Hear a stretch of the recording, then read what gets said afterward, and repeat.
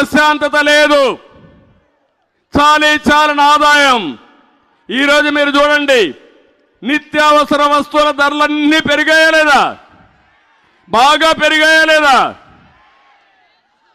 నేను ముఖ్యమంత్రిగా ఉన్నప్పుడు 76 రూపాయలు పెట్రోలు, ఇప్పుడు ఎంత?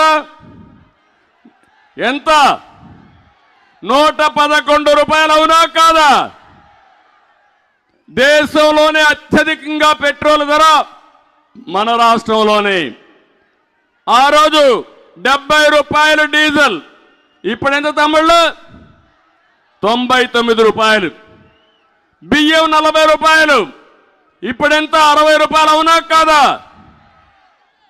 కందిపప్పు 87 రూపాయలు, ఇప్పుడు 160 రూపాయలు.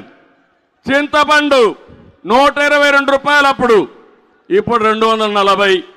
మినప్పప్పు 79, ఇప్పుడు 160.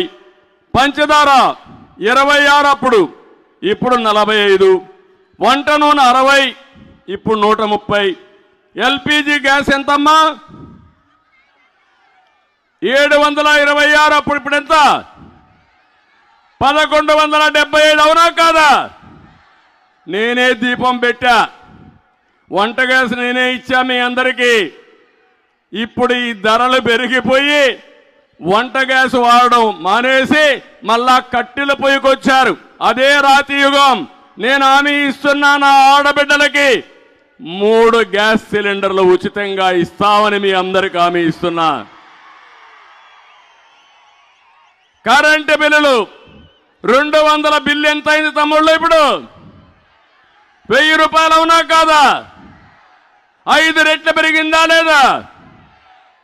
మద్యం మా తమ్ముళ్ళు కొంతమందికి అలవాటు అయింది.